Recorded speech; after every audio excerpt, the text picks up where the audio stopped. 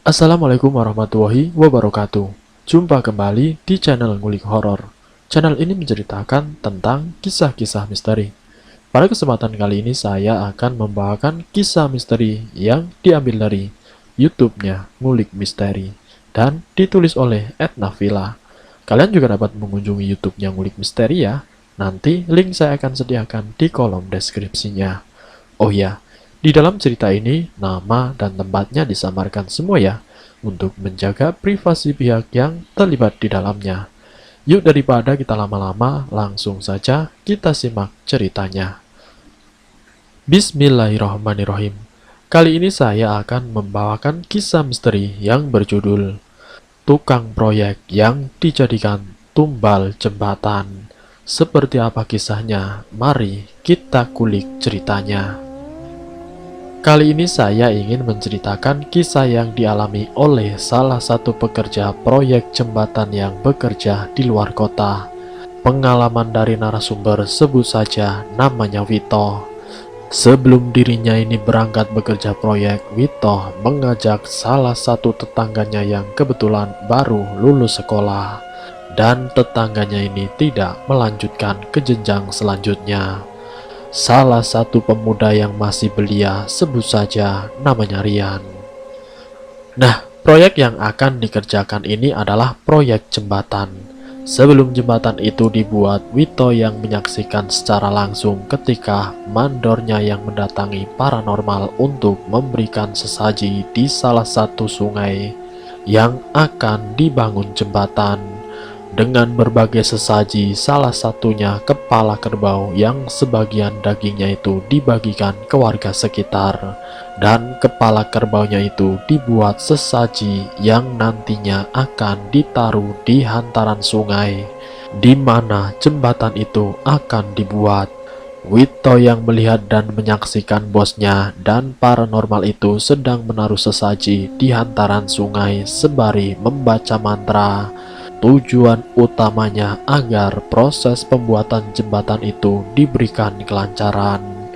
Konon bila tidak dilakukan hal tersebut, itu bisa mengakibatkan petaka bagi para pekerjanya.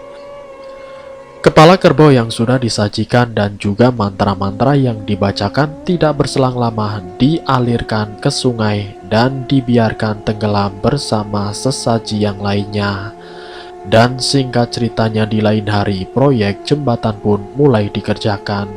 Tempat di sekeliling mereka ini sudah dipagari yang tujuan utamanya agar tidak ada warga yang menyaksikan pengerjaan jembatan dan pekerja yang ada mungkin sekitar 20 pekerja. Dan tibalah waktu proses pembuatan jembatan itu mulai dikerjakan. Ada yang namanya pasang pancang atau penyangga tumbuh jembatan satu persatu dipasang di tengah aliran sungai yang mengalir deras. Wito yang sebagai pekerja waktu itu sedang menarik anyaman besi untuk tubuh jembatan. Wito melihat penyangga jembatan yang sedang dipasang dengan dibantu oleh alat berat yang turun ke bawah.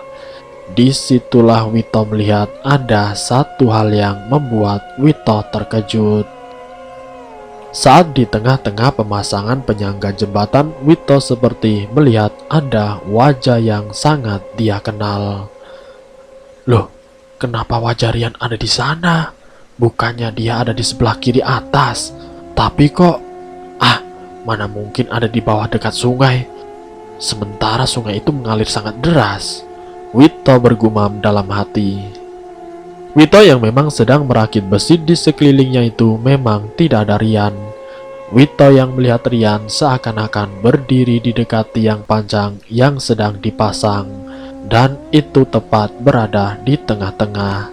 Secara akal itu tidak mungkin Rian berada di tengah-tengah tiang panjang dengan aliran sungai yang sangat deras. Dengan seksama dilihat lagi sembari melihat tiang panjang yang semakin turun dan Rian seperti orang yang akan tenggelam. Dalam benak Wito mengucapkan, mana mungkin Rian ada di sana, di dalam tiang panjang yang akan tenggelam. Wito yang penasaran karena Rian itu seperti tenggelam di tengah-tengah sungai bersama tiang pancang yang terpasang, Wito mencari dan memanggil-manggil nama Rian. "Yan, Rian, kamu ada di mana, Yan?" ujar Wito berteriak-teriak memanggil nama Rian. "Iya Om, ada apa Om?" jawab Rian terdengar dari kejauhan. "Alhamdulillah, tidak ada apa-apa Yan. Ya sudah, lanjutkan pekerjaanmu," ujar Wito terlihat senang karena melihat Rian yang berada di belakangnya. Sampai beberapa minggu pembuatan jembatan itu dikerjakan, Wito yang mengalami kejadian mistis yang secara nalar itu tidak masuk akal.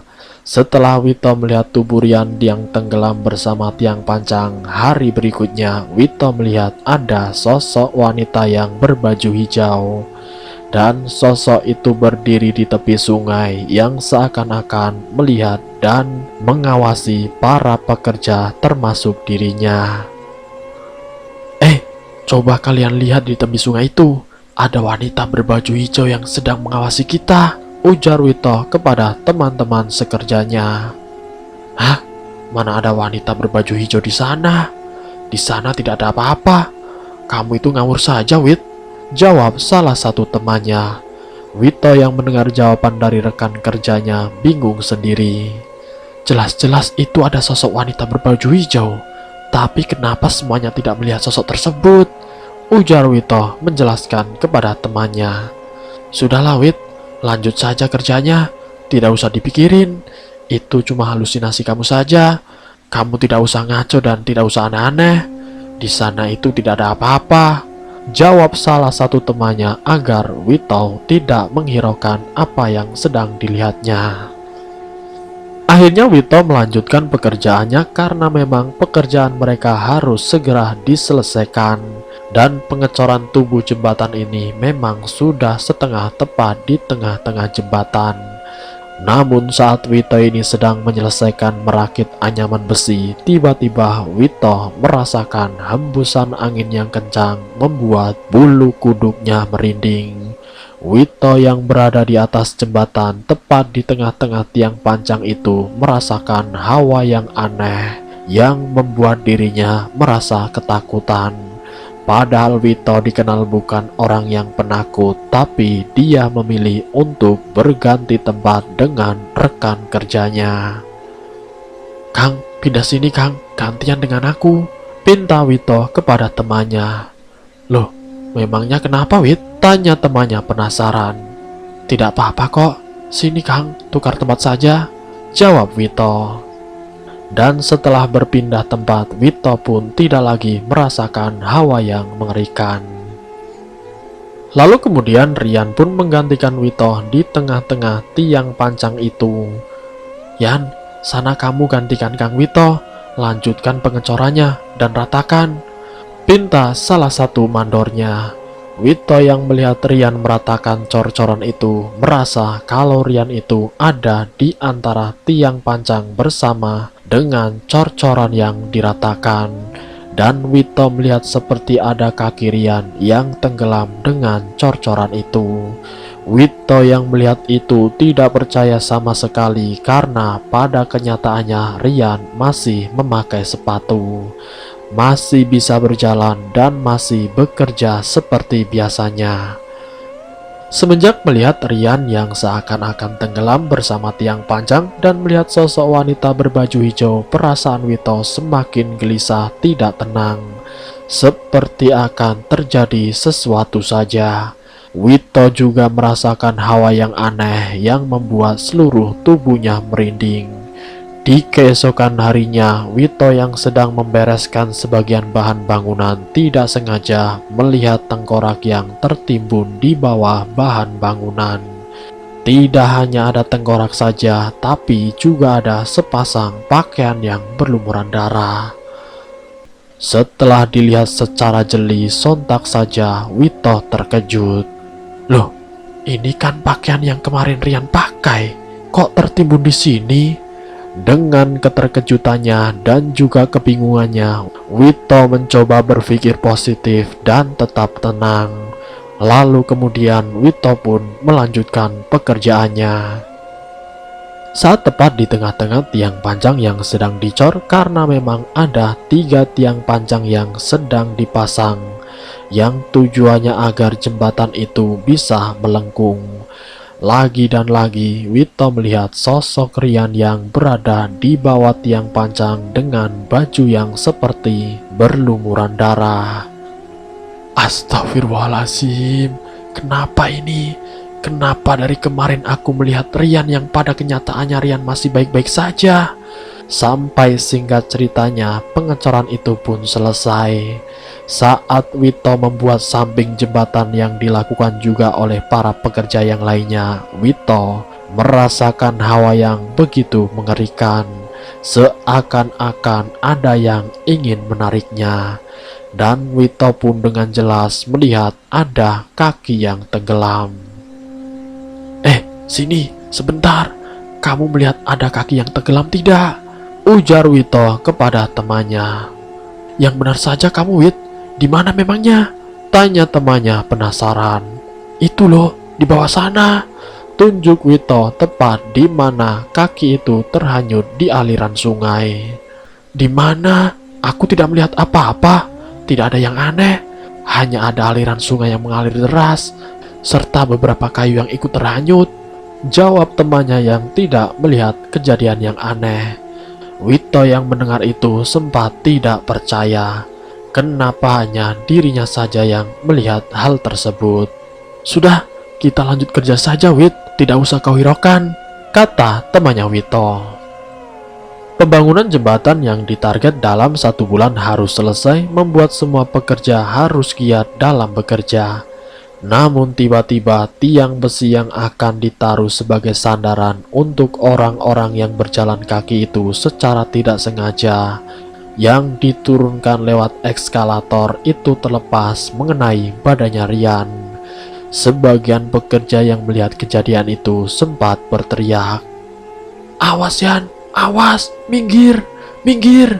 Rian yang sempat menghindar, tapi karena terlambat dan juga tempat yang tidak memungkinkan untuk Rian lari, akhirnya tubuh Rian keserempet dan membuat dirinya jatuh di atas cor-coran yang sudah mengering.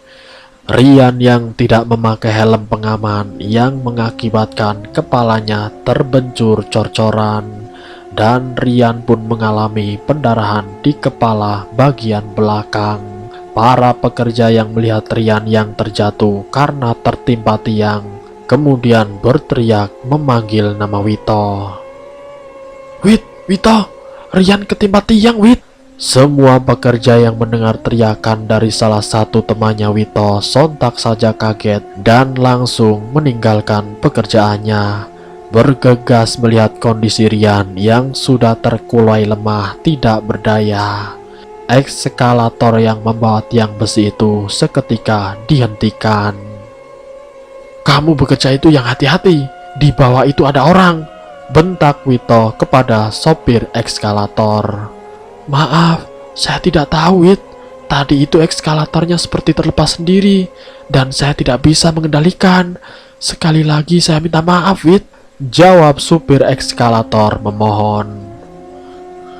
Singkatnya, Rian yang dalam keadaan pingsan dengan pendarahan di belakang kepalanya, sesegera mungkin para pekerja menghadang laju mobil yang melintas di seberang jalan dan lalu kemudian langsung dihentikan untuk meminta bantuan mengantar Rian menuju ke rumah sakit. Sesampainya di rumah sakit, keadaan Rian yang sedang pingsan, ternyata nyawa Rian sudah tidak tertolong lagi karena pendarahan yang terus-menerus yang membuat Rian kehabisan darah dan mengakibatkan Rian tidak bisa tertolong.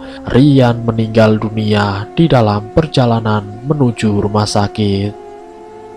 "Ya Allah, kenapa harus Rian yang menjadi korban?" ucap Wito yang sangat terpukul dengan meninggalnya Rian.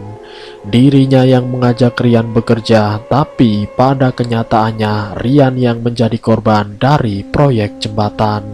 Padahal selama Wito ini bekerja ikut proyek tidak pernah mengalami kejadian-kejadian yang aneh dan tidak pernah ada korban.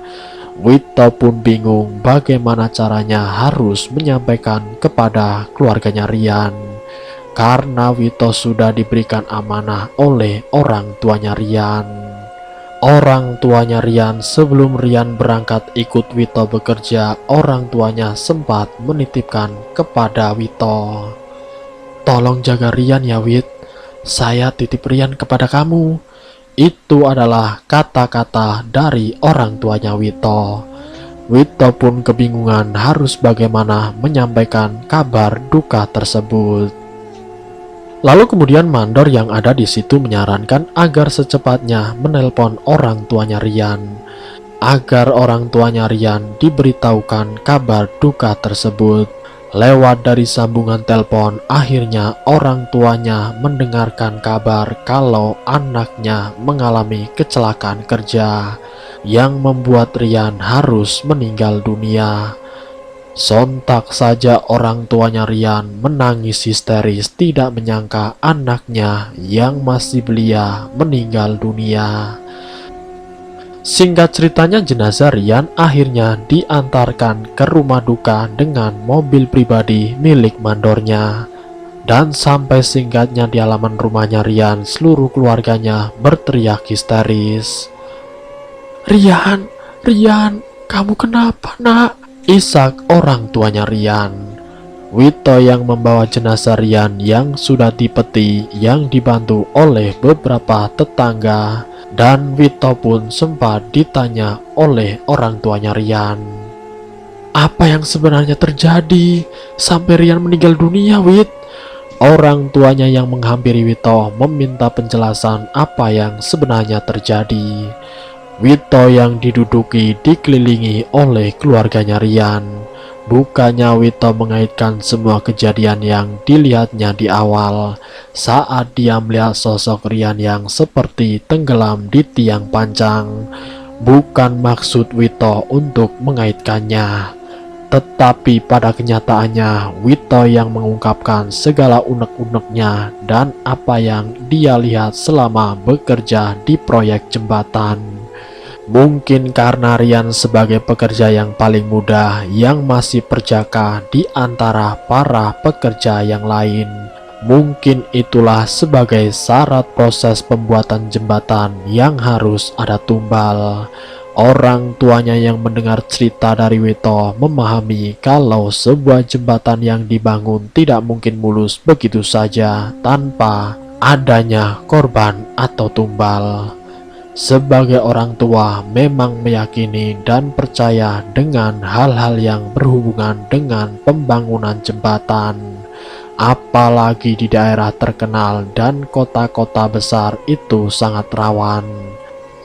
Tapi waktu itu saat Rian yang meminta izin kepada orang tuanya untuk bekerja tidak bilang kalau yang dikerjakan itu proyek jembatan. Orang tuanya hanya tahu kalau Rian bekerja sebagai pekerja proyek pembangunan rumah atau gedung. Orang tuanya akhirnya memaklumi bahwa kejadian yang menimpa anaknya itu sudah kehendak Sang Kuasa. Mungkin ini adalah jalan yang sudah ditakdirkan untuk Rian. Wito sendiri biasanya mengajaknya orang-orang yang sudah berpengalaman bekerja. Dan di desanya Wito ini memang banyak para pekerja proyek. Tapi takdir berkata lain, Wito saat itu mengajak Rian yang baru lulus sekolah. Dan sekali Rian ikut bekerja bersama Wito, langsung Rian mengalami musibah sampai meninggal dunia. Singkat ceritanya, setelah pemakaman Rian, Wito kembali ke rumah keluarganya menemui orang tuanya. Menemui keluarganya meminta izin untuk berangkat lagi ke tempat kerja. Karena memang proyek pembangunan jembatan belum selesai dan sekaligus akan meminta pertanggungjawaban dari kontraktor atau mandor tempat Wito dan Rian bekerja. Dan keluarganya pun mengizinkan Wito untuk berangkat lagi. Sesampainya di sana, di tempat kerja itu hampir 100% selesai. Hanya tinggal pagar yang mengelilingi jembatan itu dilepas. Wito pun membantu menyelesaikan pekerjaan yang belum selesai. Sebelum Wito meminta pertanggungjawaban ke mandornya tentang kecelakaan yang menimpa Rian. Saat menyelesaikan pekerjaannya, Wito yang membongkar pagar. Entah apa yang Wito lihat, Rian itu seperti hadir dan nyata sedang duduk di tengah-tengah jembatan, tepat di bawah tiang pancang yang terpasang yang dulu Wito melihatnya. Wito terkejut sampai kesedihannya tidak bisa ditahan lagi. Sampai Wito pun harus meneteskan air mata yang membuat pekerja yang lain sempat menegur Wito. "Kamu kenapa, Wit? Kok kamu menangis?" ujar salah satu temannya. "Saya melihat Rian duduk di bawah tiang pancang," jawab Wito sambil meneteskan air matanya. "Istighfar, Wit. Ikhlaskan kepergiannya, Wit," jawab temannya menenangkan. "Iya, saya tahu, tapi saya tidak bisa terima kepergian Rian. Itu salah saya. Rian yang tidak tahu apa-apa harus menjadi korban. Kenapa harus dia yang menjadi korban? Dan ini saya melihat Rian yang sedang duduk.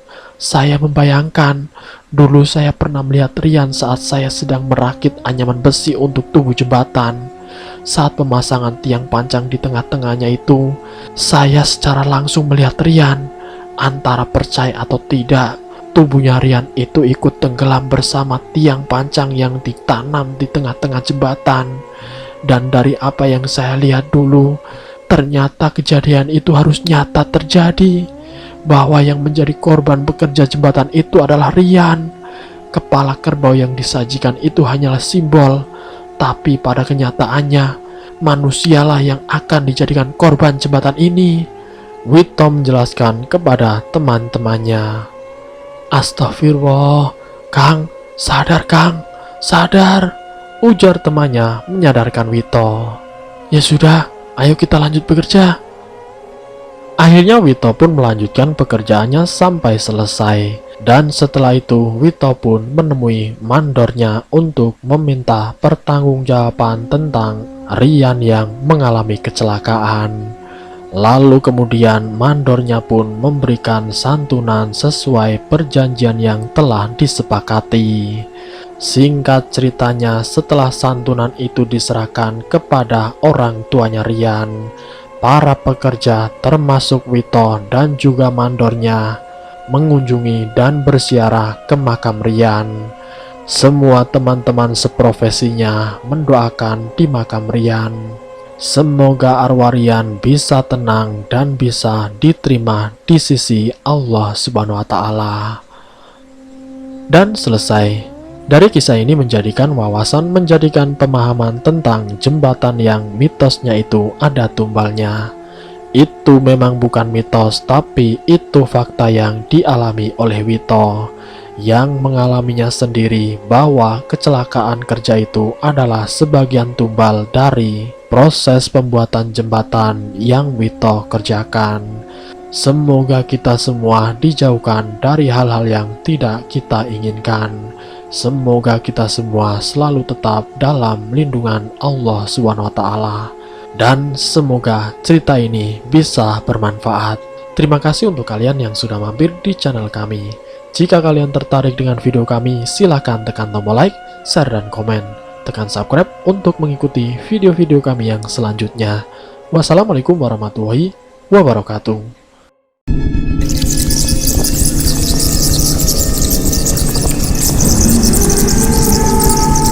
Selamat datang di channel Ngulik Horor.